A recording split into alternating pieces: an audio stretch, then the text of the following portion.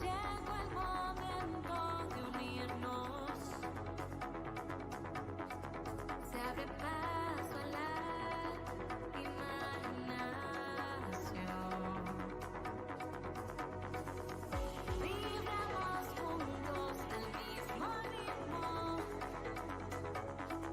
Nos envuelve a todos la misma canción.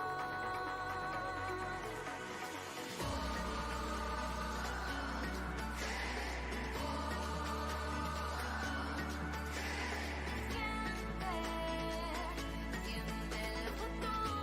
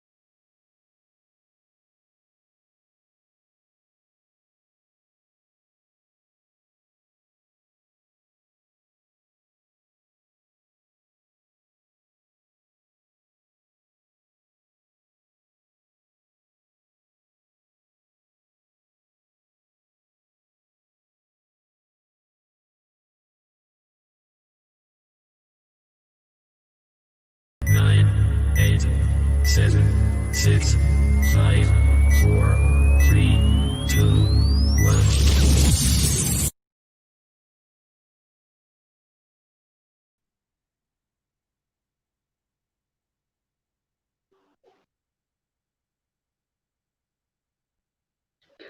Buenas tardes, campuseros.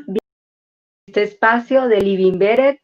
En este momento tenemos la dicha de contar con la doctora Lucía Magis Weinberg. Ella es investigadora del Instituto de Desarrollo Humano de la Universidad de Berkeley, en California.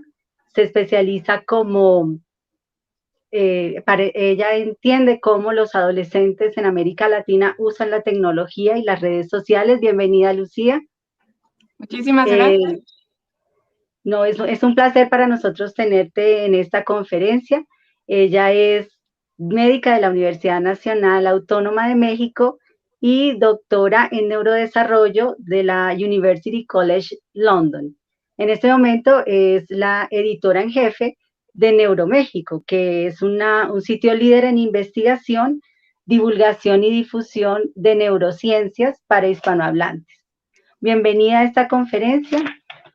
Que se llama El diseño adictivo, cómo las plataformas digitales compiten por la atención del cerebro adolescente, que es un tema que nos cae como anillo al dedo en esta época donde tenemos sobre todo tanto contacto, donde hemos dejado entrar a nuestra casa, hace parte de nuestra vida todas las redes en este momento. Los invito a todos a estar muy conectados a nuestro hashtag. Ahorita los vamos pasando para que los puedan ver y tener presentes, para que nos cuenten, para que pregunten, para que aprovechen este espacio también les recuerdo que es importante las donaciones que tenemos en la página para Médicos Sin Fronteras. El escenario es tuyo, Lucía, bienvenida y muchísimas gracias. Muchísimas gracias, Marta, y a todo el equipo detrás de este gran esfuerzo global y sobre todo en Colombia. Y bueno, es un placer para mí poder platicar hoy con ustedes sobre este tema. Voy a poner mi presentación, espero que funcione.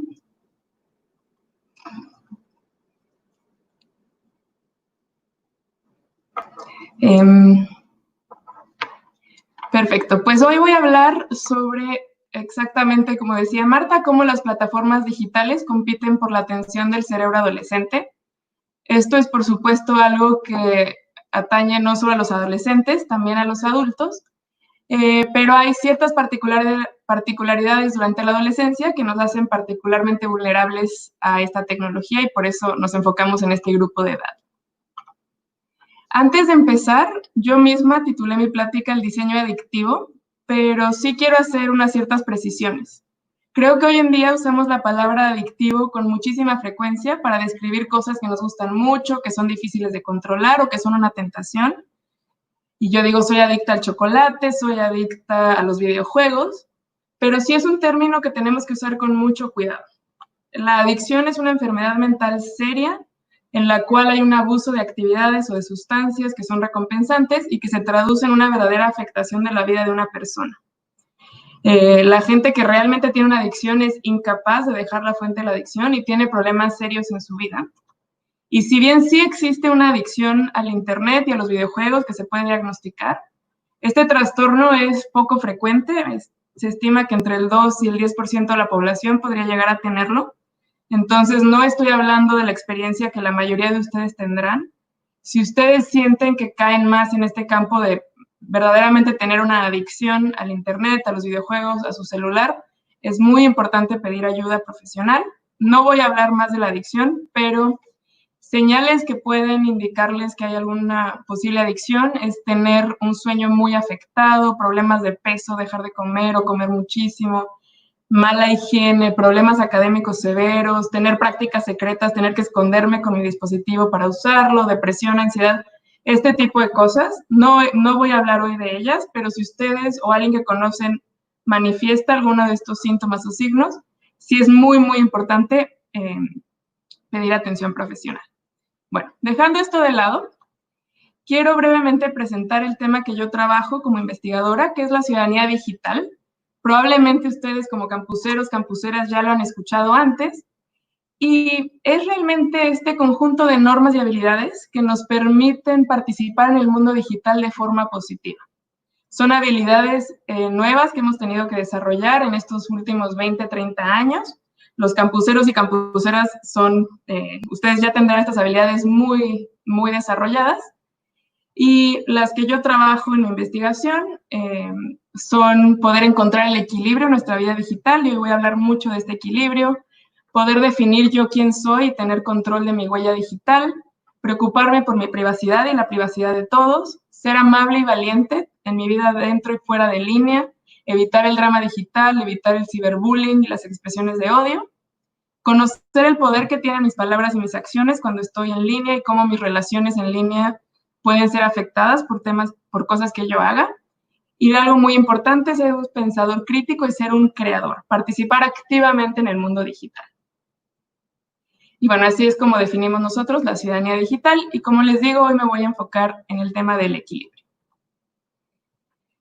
Bueno, les estoy hablando ahora un foro de Campus Party. Ustedes más que nadie sabrá que la tecnología realmente puede ser muy positiva, es una herramienta fundamental para aprender, para trabajar, para crear, para entretenernos, para comunicarnos. Mi presentación hoy, desde Estados Unidos, pasando por Colombia y el resto del mundo, sería imposible si no existiera la tecnología que lo permite.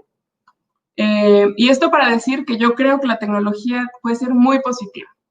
Sin embargo, también es importante saber que a veces es difícil de controlar, y a ustedes quizás les ha pasado, ¿no? Los teléfonos inteligentes realmente han cambiado la forma en la que usamos nuestro tiempo libre. Muchas veces la tecnología tiene un poder hipnótico sobre nosotros, realmente nos atrapa, nos engancha. Y les habrá pasado a ustedes que realmente es difícil delimitar nuestro tiempo libre frente a la pantalla a veces, aunque nosotros lo queramos. Y entonces la pregunta que nos planteamos es, ¿quién controla a quién? ¿Soy yo quien decido cuándo voy a revisar las notificaciones de mi celular? ¿O es el celular o los videojuegos o mi computadora, la pantalla, quien está decidiendo cuándo la voy a usar yo? Y creo que incluso a mí me ha pasado, hay veces que no nos queda tan claro, ¿no? Y hoy día vamos a hablar un poco de las razones de por qué esto está pasando. Entonces, los y las invito a reflexionar.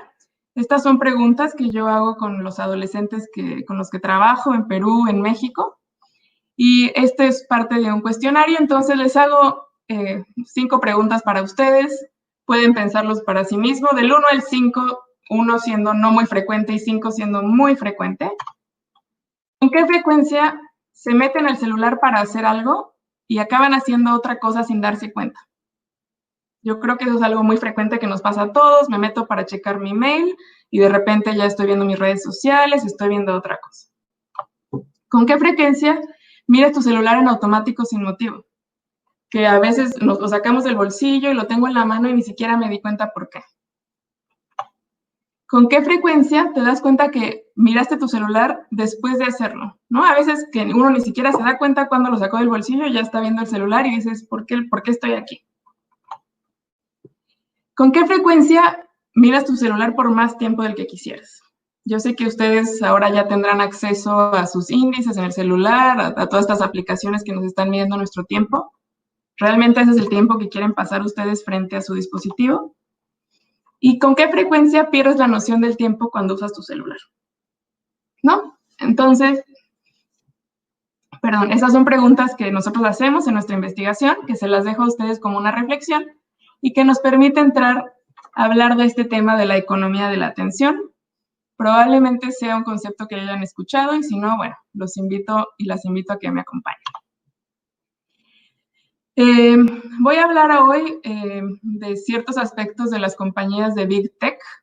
Sabemos nosotros que estas compañías son de las más rentables del mundo, realmente hacen mucho dinero y las podemos categorizar, sin referirme a ninguna en particular, pero a todas estas compañías del Big Tech, las podemos categorizar entre las compañías que venden, que nos dan un producto físico, las compañías que nos dan un producto digital, y entre este espectro hay productos por los cuales nosotros pagamos con dinero para tenerlas, y hay otras que podríamos decir que son gratis, ¿no? Entonces podemos tener plataformas de venta en línea, hay unas muy poderosas, ustedes sabrán bien cuáles son, y hay en Estados Unidos y en el resto del mundo.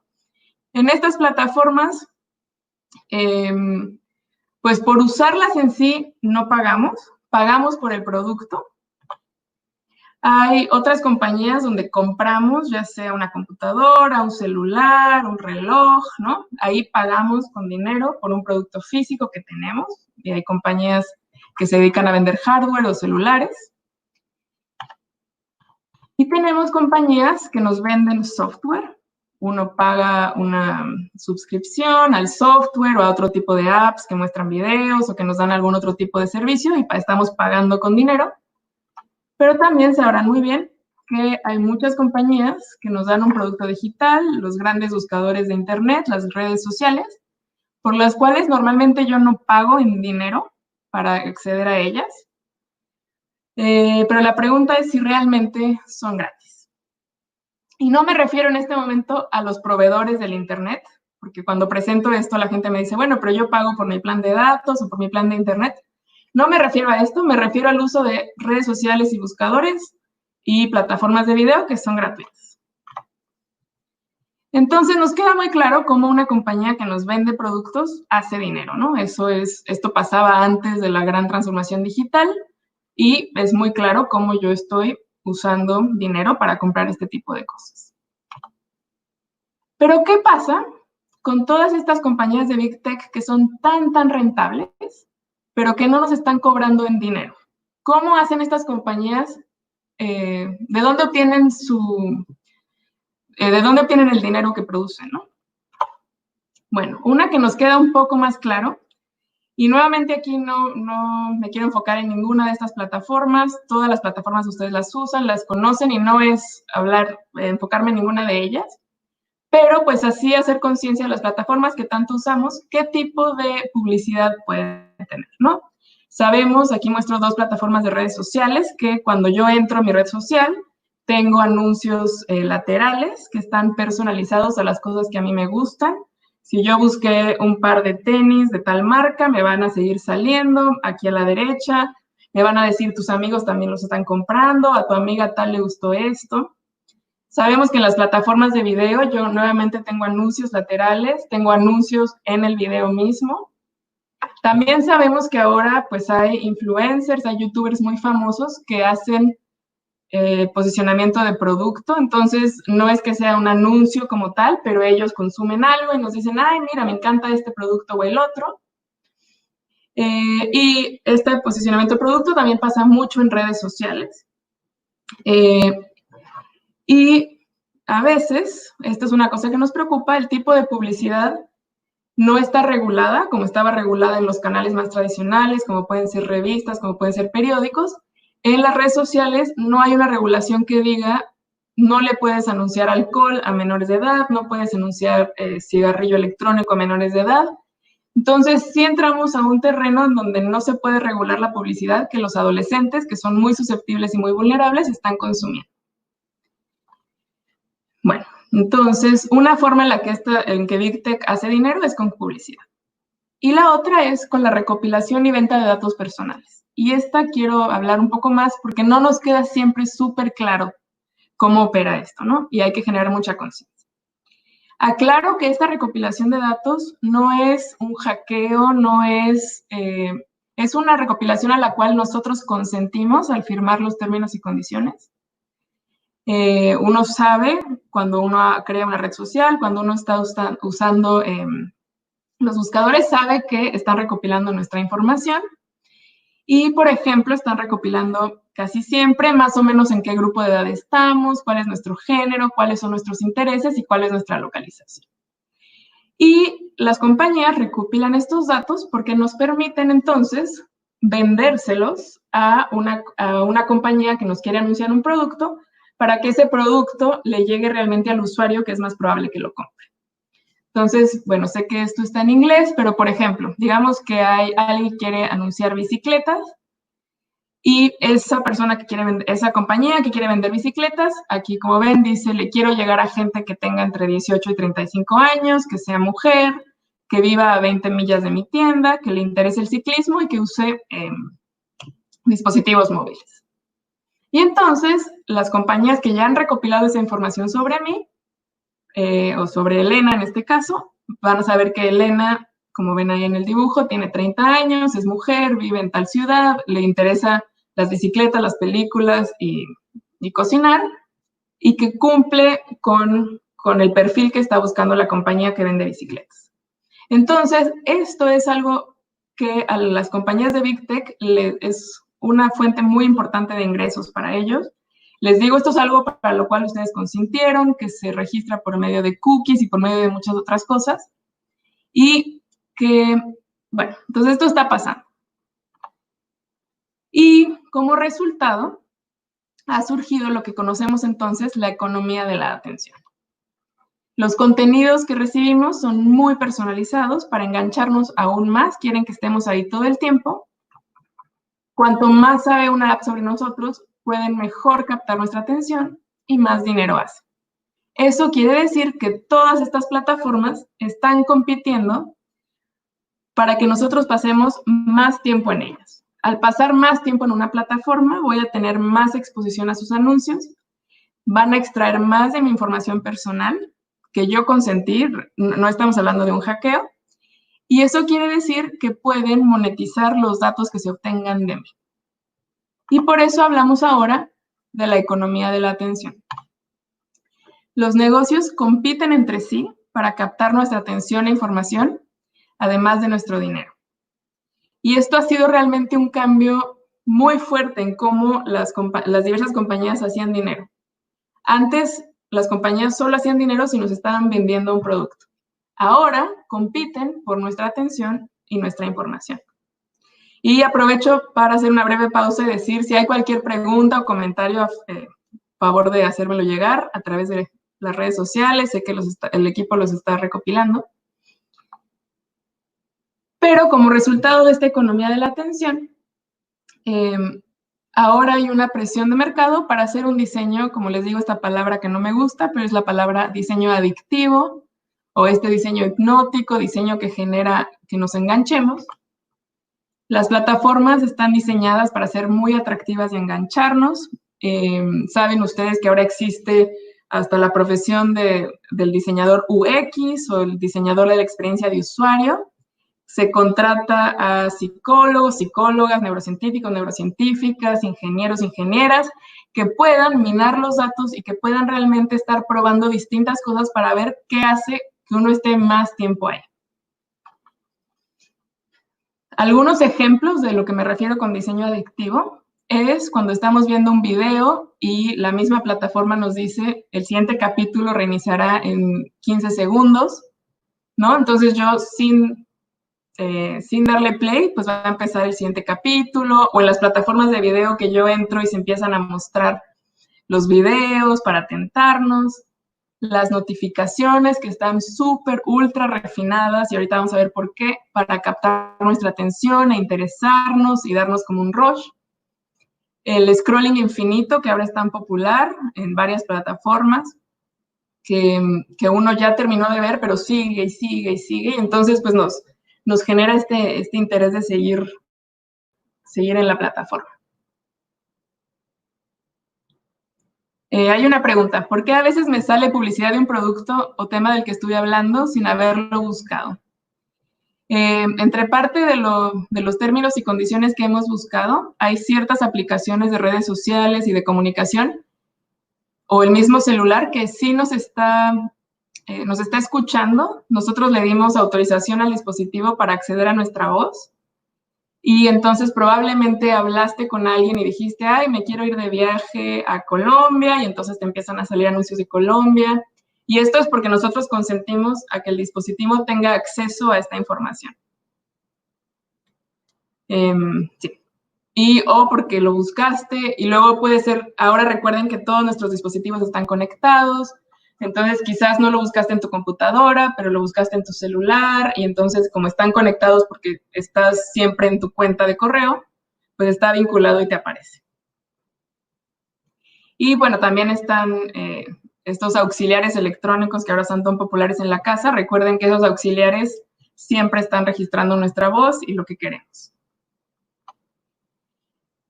Y entonces, aunque yo les digo que pienso que la tecnología es muy positiva, yo tengo redes sociales, yo uso buscadores, yo uso todo, yo veo videos, pero recuerden que estas tecnologías no están diseñadas para cuidar nuestro bienestar emocional.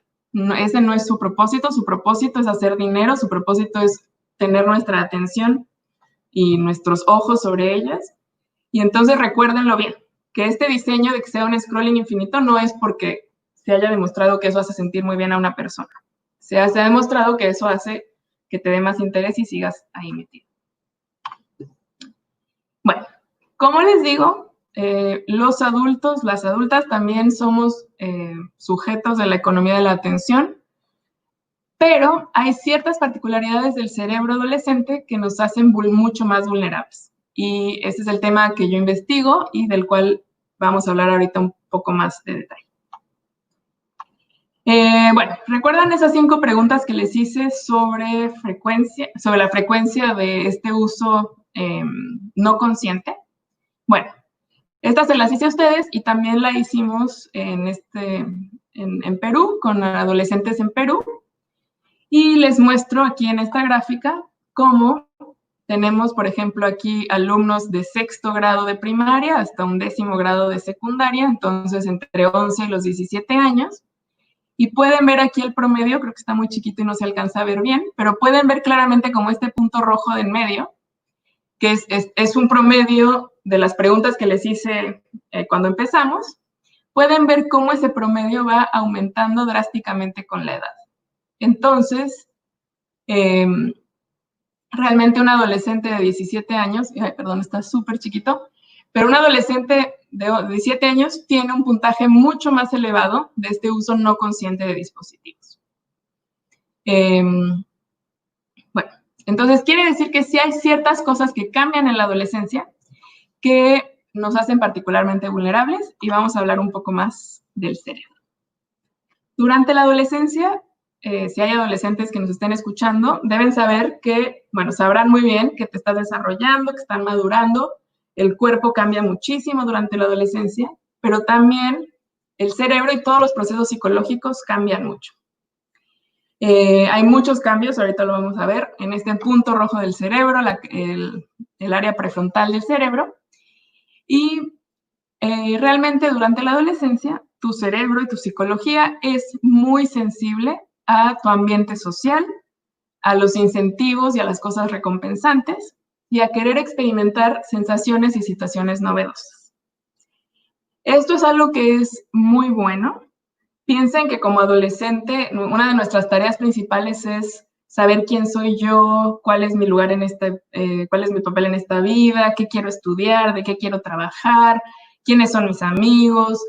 Todas estas necesidades adolescentes necesitan que nuestro cerebro realmente sea muy capaz de tomar riesgos y querer probar cosas nuevas, ir a probar esta clase y aprender algo nuevo. Entonces, realmente es un cerebro, no es un cerebro deficiente, no es un cerebro que tenga problemas, es un cerebro que responde a las necesidades de una persona entre los 10 y los 20 años. Bueno, si yo fuera a cortarles un pedacito de su cerebro y verlo al microscopio, pueden ver que un cerebro de un bebé en el nacimiento, estamos haciendo un zoom muy, muy, muy profundo a las neuronas, que son las células de nuestro cerebro que nos ayudan a pensar. Podemos ver que en el nacimiento hay un número fijo de neuronas que tiene algunas conexiones entre sí, pero no todas. Durante la infancia, esta imagen es a los 6 años, estas neuronas con las cuales nacimos se van a conectar y conectar porque vamos aprendiendo, durante la infancia aprendemos muchísimas cosas y se van a estar conectando porque vamos aprendiendo pues muchísimas cosas, a caminar, a hablar, a usar tijeras, a pintar con un pincel, a más idiomas, empezamos a aprender matemáticas. Y si ven un cerebro adolescente, ustedes pensarían que quizás tiene que tener más conexiones o que tener más neuronas. Pues el número de neuronas no cambia, de hecho va un poco para abajo. Y como ven, se vuelve un cerebro menos denso, pero más eficientemente conectado. Y este gran cambio pasa durante la adolescencia. Entonces, nuestro cerebro tiene su volumen máximo a los 12 años y a partir de los 12 años se va a ir achicando. Y contrario al mito de que si se te achica el cerebro te vuelves más tonto o tonta, no. Conforme un cerebro se vuelve un poquito más chico, a nivel microscópico, quiere decir que las conexiones son mucho más eficientes y es un cerebro mejor conectado para reaccionar al ambiente que me rodea, ¿no? Entonces, el cerebro tiene dos tipos de materia. Tenemos la materia gris, que son los cuerpos de nuestras neuronas, las manitos con las que las neuronas se conectan, y las células que apoyan a las neuronas, que se llama la glía. Y tenemos materia blanca, que son las conexiones, las proyecciones largas que conectan una neurona con la otra, que son los axones de las neuronas, y estas neuronas tienen una sustancia que se llama mielina. Entonces, durante la adolescencia, para obtener este cerebro menos denso, más eficientemente conectado, voy a podar todas las neuronas que no necesito, las neuronas que no usé. Si no aprendí a hablar otro idioma, por ejemplo, las voy a ir cortando. Si no aprendí a bailar ballet, pues las voy a ir cortando. Y con las que me quedo, las voy a mielinizar. Voy a invertir mucho en producir una grasita, que sería como, aquí tenemos un cable, como la capa aislante del cable, lo mismo tienen nuestras neuronas. Y entonces voy a mielinizar las neuronas con las cuales me quiero quedar, las conexiones. Entonces, son estos dos mecanismos los que durante la adolescencia van haciendo que nuestro cerebro se desarrolle y se haga más eficiente. Si ven en esta imagen, es un cerebro que va desde los 5 a los 20 años, y aquí lo estamos viendo por arriba. y de lado. Y estas imágenes se obtienen con neuroimagen y se pueden colorear artificialmente. Aquí el color azul quiere decir que es un cerebro más desarrollado. Entonces pueden ver cómo entre los 5 y los 20 años el cerebro va madurando mediante estos dos procesos de poda y mielinización. Pero pueden ver que no pasa todo al mismo tiempo de forma homogénea, ¿no? Distintas regiones del cerebro maduran con distintas tasas de velocidad. Pero pueden ver que la última parte en mielinizarse es la parte de enfrente del cerebro. Y mientras que las partes más internas del cerebro, las que están por aquí, se están mielinizando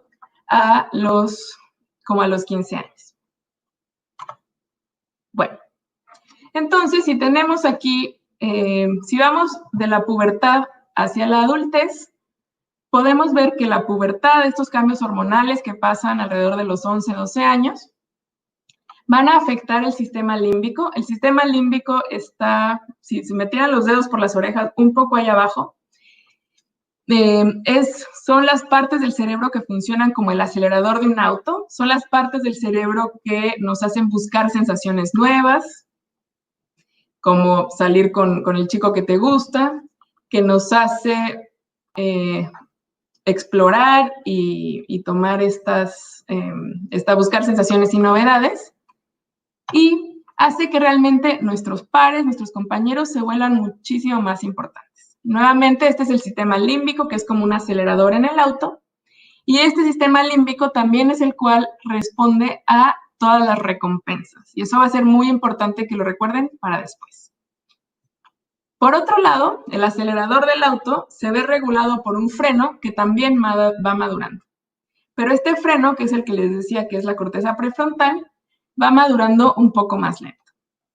Entonces, conforme distintas partes de nuestro sistema cognitivo, de nuestro lóbulo prefrontal que está detrás de la frente, van madurando, nos volvemos mejores en regular nuestro movimiento. Entonces, por ejemplo, un adolescente que juegue béisbol va a ser mucho más preciso, va a poder controlar mucho mejor el bat. Y también nos volvemos cada vez mejores en poner atención en la escuela, en entender lo que las otras personas están pensando, en tomar mejores decisiones, en el juicio y en la atención. Entonces, los adolescentes son personas súper inteligentes, muy, muy capaces. Pueden pensar muy rápidamente, pueden resolver problemas muy rápidamente, pero tienen un cambio de prioridades y su entorno socioafectivo modula mucho esta capacidad de poner atención, de tomar decisiones, de medir las consecuencias. Esto a veces tiene consecuencias negativas, ¿no? Entonces, a veces en la adolescencia vemos que hay gente que no está motivada, que tiene depresión, que se retrae socialmente, o vemos gente que tiene motivación excesiva para conductas que no son adecuadas, como el uso de sustancias, la toma de riesgos, ¿no? Y entonces sí sabemos, por ejemplo, aquí la revista Time nos habla de cómo la ansiedad y la depresión en la adolescencia son muy frecuentes. A veces también los pintamos a los adolescentes como una generación muy narcisista, pero nos olvidamos a veces de que también este mágico cerebro adolescente también hace que seamos capaces de explorar, de establecer metas a largo plazo, de ser mejores en el aspecto social. Y si recuerdan, hace 2 o 3 años, los adolescentes de Parkland, que realmente lograron empezar en Estados Unidos un movimiento a nivel nacional en contra de las armas, ¿no? Entonces, no nos olvidemos nunca del poder y de lo importante que es este cerebro adolescente que toma riesgos, que se avienta, que explora y que construye su propia identidad. Bueno, como les dije, estábamos hablando del sistema límbico. Ese sistema límbico que responde a ver a nuestros pares, a tomar riesgos, a las sensaciones novedosas. Bueno, ese sistema límbico también responde a todo lo que llamamos un incentivo o una recompensa. Eso puede ser la comida muy rica, puede ser unas buenas calificaciones, puede ser conseguir puntos, puede ser que me sonría mi amiga y que le caiga bien, puede ser estar de fiesta, puede ser estar con mis amigos, ir al cine. Todas esas experiencias agradables y recompensantes las detecta el sistema límbico. Y adivinen qué otra actividad también activa este sistema límbico. Bueno, un equipo de investigadoras de la Universidad de Los Ángeles diseñó una plataforma, una red social, y metieron a personas a un resonador magnético. Eran adolescentes de entre 13 y 18 años, y vieron que cuando los participantes recibían likes en esta plataforma, se activaban muchas regiones del cerebro, como pueden ver ahí, pero si se fijan, creo que no pueden ver mi mouse, pero estas regiones en el medio son las regiones de la recompensa que se ven activadas también por los likes, ¿no?, de las redes sociales. Un poco, probablemente todos ustedes han escuchado de los experimentos de Pavlov, ¿no? Cómo teníamos un perro que le gustaba mucho la comida estimulaba mucho su sistema de la recompensa. Los perros también tienen sistema de la recompensa, así como nosotros. La comida también para nosotros estimula la recompensa. Y bueno, esa es un poco una analogía con este tipo de experimentos, de cómo medimos las recompensas y cómo las recompensas, si es algo que nos gusta, va a hacer que lo hagamos y lo hagamos más, ¿no? Entonces, esto recordándoles un poco los experimentos de Pavlov. Bueno, entonces, ¿qué pasa con las redes sociales y la adolescencia? Como les digo, la pubertad va a desencadenar todos estos cambios en el cerebro. Pero además, ahora resulta que los jóvenes también reciben su primer celular cuando empieza su pubertad y la transición a la adolescencia. Sabemos que, al menos en la población que nosotros estudiamos, los adolescentes reciben su primer celular a los 11, 12 años. Entonces, quiere decir que están recibiendo esta ventana a sus amigos, esta ventana al mundo social, cuando justo el mundo social se vuelve mucho más importante para ellos. Y entonces estas redes sociales intensifican y transforman tareas claves de la adolescencia, ¿no? Entonces, mi identidad en la adolescencia es algo que estoy creando, que estoy construyendo, y entonces las redes sociales me permiten presentarme como yo quiera, ¿no? Un día puedo ser goth, otro día puedo ser geek, otro día puedo ser de otro grupo, puedo jugar un poco cómo me presento. Hay mucha presión de mis amigos para mostrarme que siempre, una presión para mostrar una vida ideal, donde siempre estoy de vacaciones y la estoy pasando bien y me divierto. Y ha transformado mucho las relaciones. Las relaciones durante la adolescencia, lo sabrán ustedes, acuérdense de sus amigos, sus primeros novios o novias, es algo muy, muy importante que tenemos que vivir, pero ahora las relaciones se trasladan a esta esfera de lo privado a una esfera pública, y además que pasa en plataformas comerciales,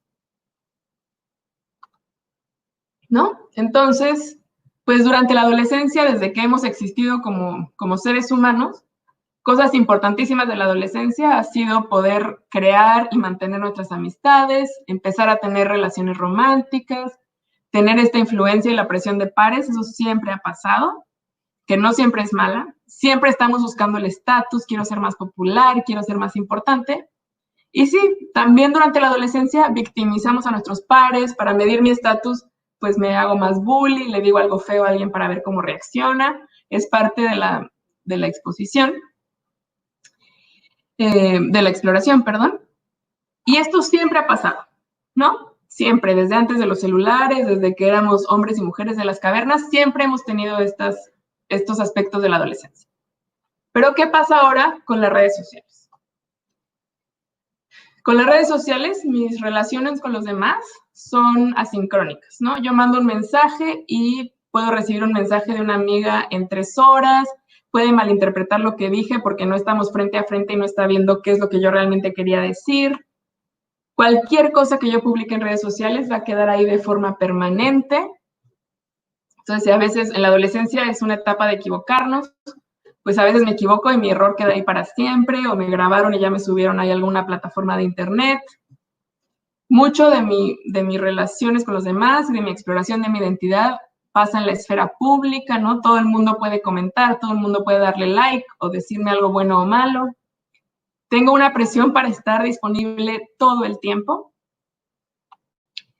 Ahora hemos trasladado nuestras comunicaciones de lo oral a lo visual, ¿no? Las redes sociales son muy, muy famosas en la adolescencia, se usan mucho, y en particular se usan las redes sociales como Instagram, como TikTok, que son muy visuales, ¿no? Videos, fotos. Entonces, pues esto puede generar mucha presión para verme siempre impecable, para compararme con las artistas y la gente famosa. Y además, ahora es cuantificable, ¿no? Antes yo sabía qué tan popular era, ¿no? Más o menos que tal, más que tal. Ahora sé exactamente si tengo 322 amigos, si tuve 232 likes a una foto que subí o no. Y esto realmente ha transformado muchísimo la experiencia de la adolescencia.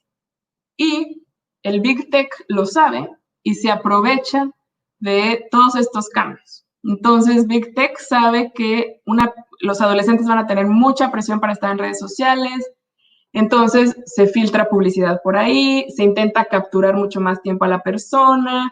Ahora podemos almacenar datos de una persona desde que nace. Entonces, entre más datos tenga yo de esa persona desde el principio hasta el final, más voy a poder economizar su atención, monetizar su atención. Entonces, las redes sociales, que yo creo que pueden ser muy positivas durante la adolescencia, también pueden ser abusadas cuando hay intereses comerciales, porque además se alinean con todo este cambio del cerebro adolescente. Bueno, en conclusión, hay una pregunta aquí. ¿Es posible que los jóvenes cambien sus expectativas de ser influencers? Pues es una gran pregunta. Creo que ahora ser influencer en la población que nosotros estudiamos entre ser influencer y ser youtuber, son de las expectativas más populares. Creo que todo el mundo quiere se piensa que es muy fácil ser influencer o youtuber, que uno tiene más acceso, que uno no tiene que estudiar. Y bueno, hay que saber que muy poca gente lo va a lograr ser influencer y youtuber. Implica mucho esfuerzo, hay que entender marketing, hay que entender tener muchas habilidades para lograr hacerlo. Y creo que pues la gente que es tan popular, los influencers, tienen un poder que podrían canalizar para lo muy positivo y a veces no se hace. Entonces, pues si hay entre nuestro público quien quiera ser influencers, los invito a que realmente piensen cómo pueden ser influencers de lo positivo, a modelar mejores conductas. Realmente la tecnología tiene un poder importante para cambiar el mundo y resolver problemas. Y se puede realmente empoderar a los adolescentes para que si quieren ser influencers, sepan que primero es muy difícil hacerlo y segundo, úsenlo para lo positivo. Bueno, entonces regreso a los adolescentes y ahorita hablamos de los bebés. Todos estos cambios del cerebro van a hacer que seas más vulnerable al diseño adictivo, ¿no? Les va a pasar como adolescentes, también como adultos, pero sobre todo como adolescentes, que quieres pasar mucho tiempo en línea para interactuar con tus amigos y amigas, quieres subir contenido que maximice tu número de vistas y likes, quieres quizás tomar riesgos o pretender que estás tomando riesgos para que la gente diga, wow, qué aventada es Lucía, ¿no? Le voy a dar like. Sí, como adolescente, como el freno del coche, el freno en esta metáfora del coche, la parte prefrontal del cerebro todavía no ha madurado del todo, tu juicio, tu atención, tu capacidad de tomar decisiones no es tan buena como la de un adulto. Entonces, sí es más fácil que caigas ante una tentación. Es más difícil que te controles cuando las plataformas digitales te sugieren un nuevo video.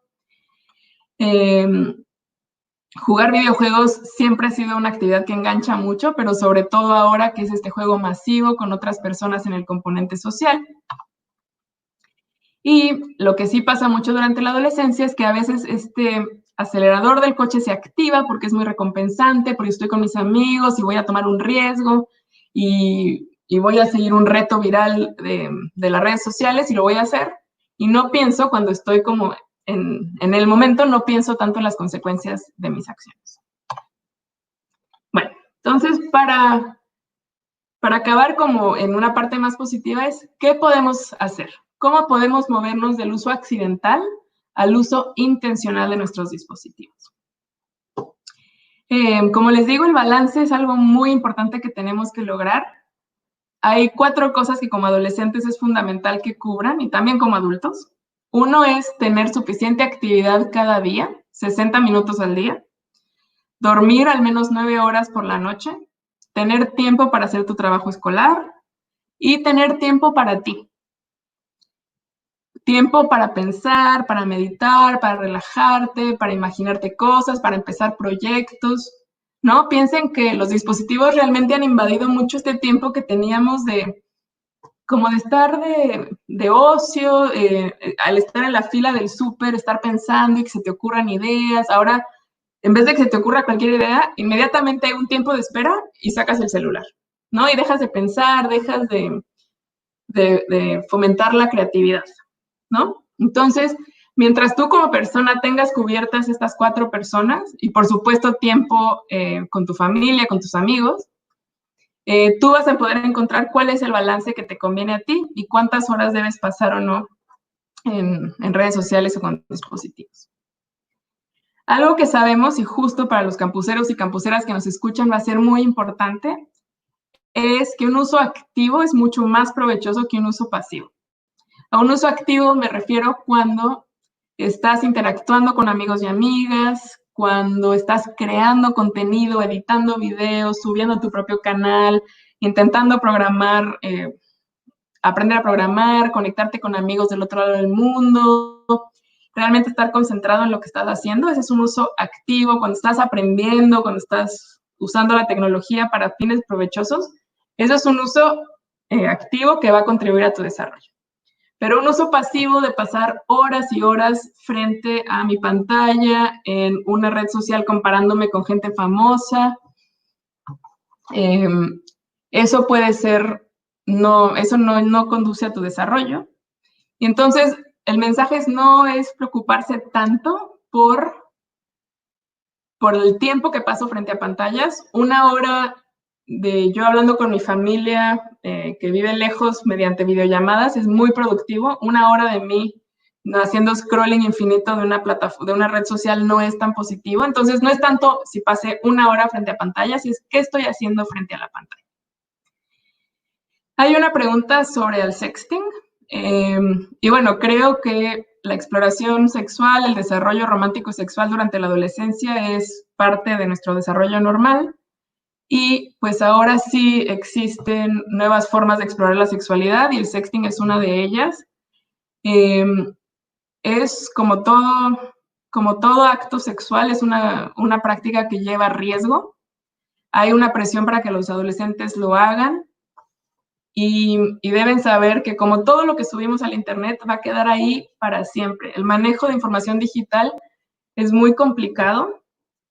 Ustedes lo sabrán, sea una foto íntima o no, manejar archivos es muy difícil saber hacerlo bien. En cuanto yo le mando un archivo a alguien más, pierdo total control.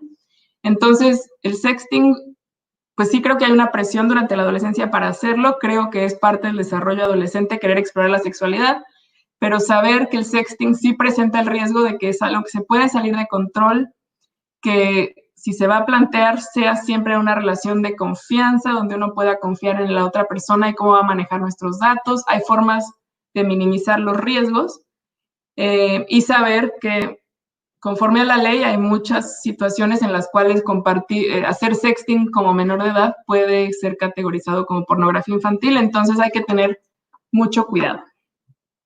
Pero por supuesto que se alinea con esta necesidad de tomar riesgos como adolescentes que tienen que ver con esta maduración del sistema límbico antes del sistema frontoparietal. Bueno, entonces hay estrategias de poder luchar contra este diseño adictivo. Uno es apagar notificaciones. Sobre todo ahora que estamos en casa todo el tiempo, no hay necesidad de tener las notificaciones prendidas. Sabemos que el color rojo nos atrae mucho más nuestra atención. Entonces ustedes pueden entrar a la configuración de sus dispositivos y apagarla. Se puede cambiar nuestra pantalla a escala de grises. Los iconos sin color, inmediatamente ven esta pantalla, se ve mucho menos atractiva, ¿no? Entonces puede hacer que uno esté un poco más en control. Definitivamente, algo que es muy importante es no permitir que los celulares afecten nuestro hábito de dormir. Dormir es fundamental para nuestra salud física y mental. Dormir, piensen que le dedicamos 1/3 de nuestra vida a dormir y eso es porque es muy, muy importante para nuestro cerebro, para nuestro cuerpo. y se ha visto muy afectado por el uso de pantallas antes de dormir. Entonces yo sí les recomiendo usar una alarma normal para despertarse, cargar y dejar los dispositivos fuera del cuarto. Les hago la pregunta, ¿cuántos de ustedes lo primero que hacen al despertarse es ver su celular? Nuevamente, ¿quién está en control? ¿No? Si tú te levantas y decides cómo vas a empezar tú tu día, o si es tu celular quien decide que te va a mandar una notificación y que vas a ver que tú, la primera aplicación a la que entras es a tu correo, ¿no? Pueden reorganizar su celular, sus dispositivos, esconder las aplicaciones que les den más tentación, las plataformas de entretenimiento, los videojuegos, las redes sociales. Todo, aumentar la fricción, ¿no? Aumentar los pasos que tengo que tomar para que yo realmente pueda conscientemente decir, sí, ahorita quiero entrar a mi red social y pasar una hora platicando con mis amigos, ¿no? En vez de hacer mi trabajo. Que sea una decisión consciente. Y bueno, termino con estas recomendaciones, ¿no? Para hacer un uso positivo de la tecnología. Enfócate en qué es lo que estás haciendo en tus pantallas, no se obsesionen tanto con cuánto tiempo. Usa la tecnología de forma activa, ¿no? Interactúen, comparten, creen, realmente hagan un uso muy activo de la tecnología. El multitasking, la multitarea, hacer muchas cosas a la vez. Nuestro cerebro no está diseñado para hacer muchas cosas a la vez. Haz solo una cosa. Si esa cosa va a ser estar en redes sociales con tus amigos, adelante, que sea solo eso. Pero ¿cuántas veces estamos viendo una película, platicando con los amigos, haciendo mi trabajo, comiendo, ¿no? Estoy haciendo todas las actividades al mismo tiempo y eso, pues, le resta calidad a todas las actividades que practico.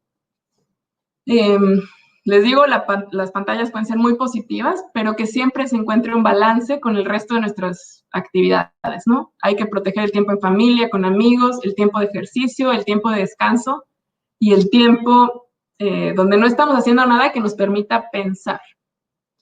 Hay que dejar el celular fuera del cuarto, usar una alarma reloj para despertarte, usar un reloj, justo ahorita no traigo el mío, pero usar un reloj de pulsera se lo recomiendo mucho. ¿Cuántas veces sacamos el celular para ver la hora? Y ya me distraje. Y personalicen sus aplicaciones para su mayor bienestar. Pueden apagar el autoplay, minimizar notificaciones, cambiar los colores, apagar el Wi-Fi de repente si es necesario, ¿no? Hacer este tipo de cosas. Y bueno, hay apps muy positivas que podemos usar usar un diario, crear un blog, medir mis emociones, hay apps de ejercicio, de meditación, editar videos, hacer arte, música, ¿no? Usen todas estas aplicaciones positivas. En lugar de estar en ciertas redes sociales comparándose con los demás permanentemente, o viendo por qué yo no me fui de vacaciones y mi amiga sí se fue, o viendo por qué no me invitaron a esta fiesta y sí. En vez de engancharse en ese uso tan negativo, hay cosas mucho más positivas que podemos hacer. Y con esto termino. Para saber más, los invito a visitar la página web de nuestro proyecto, que es tuciudadanía.digital. Como mencionaron también, pues yo soy parte del proyecto Neuroméxico, donde hacemos divulgación de neurociencias en español, por si les interesa. Y bueno, tomé parte de esta información de Common Sense Media y de Human Tech, y les dejo pues estos enlaces por si fueran de su interés. Y creo que tenemos unos minutitos para preguntas. Muchas gracias por el espacio. Lucía, muchísimas gracias, supremamente interesante, nos has abierto también unas luces grandísimas frente a muchos mitos también que existen al respecto. Yo creo que fue una charla abierta a todos, a adolescentes, a padres, a los que están en proceso de ser padres. Es un tema que nos va a acompañar durante muchísimo tiempo.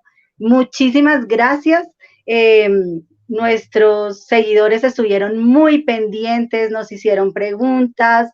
Muchísimas gracias por tu disposición, por contestarlas en un lenguaje que científicos o no científicos, todos entendemos. Muchísimas gracias, Lucía, de verdad. Y ojalá que todos ya un poco más conscientes, pues sepamos qué queremos. Cuando ya somos un poco más adultos, ¿qué queremos? ¿A quién le estamos dando nuestro dinero en tiempo cuando accedemos a las redes que son buenísimas, que que hoy en día este escenario no podría ser posible de no ser por todas estas redes. Claro. Lucia, muchísimas gracias. Muchas gracias a ustedes y bueno, disfruten mucho el resto de las charlas que se ven muy interesantes y de nuevo muchas gracias por el espacio. Gracias. Nos vemos.